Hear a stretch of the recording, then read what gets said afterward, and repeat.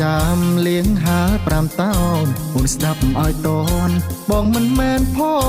ចង់ញ៉ាំអន់សមមកស្រុកព្រៃឈរបងទាកូនល្អនៅស្រុកបាធាយពិតមិនងាយឆ្នាំនេះសប្បាយអូនកុំទៅឆ្ងាយពីខេត្តយើងអី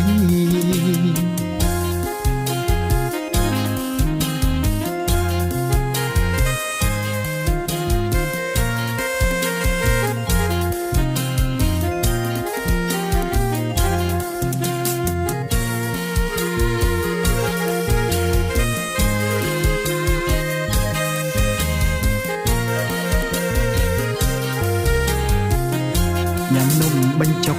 នៅស្រុកជើងព្រៃសន្ធោស្រស់ស្រីមាននំអាកោស្រុកចំការលើមានចន្ទទីខ្នោពុតទឹកកាច់ស្ងោនៅកងសូតិនមានមិនខ្វាំងខេត្តយើងឆ្នាំនឹងតាស្រស់ប្រលឹងអូនចង់ញ៉ាំអ្វីស្រុកកំពង់សៀមពេញគួងសកជ័យមានសនដែកដីដែលស្រីថាចង់ជ័យម្នោះក្រូចថ្លង់នៅស្រុកស្ទឹងត្រង់កងមានស្នេហ៍ស្នងតោទួស្វាយខ្ចីកំពង់ចាមកំពង់ចាមខេត្តល្បីអូនចង់ញ៉ាំអីស្រីប្រាប់បងមក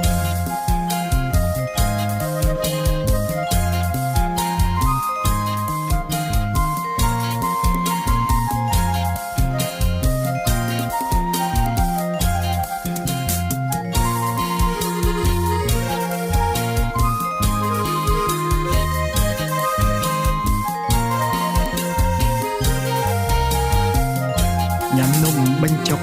នៅស្រុកជើងព្រៃសន្ធោស្រស់ស្រីមាននំអាកោស្រុកចំការលើមានចន្ទទីខ្នោពុតទឹកកាច់ស្ងោនៅកងសូតិនមានមិនខ្វាំងខេត្តយើងឆ្នាំនឹងតាស្រស់ប្រលឹងអូនចង់ញ៉ាំអ្វីស្រុកកំពង់សៀមពេញគួងសកជ័យមានសនដែកដី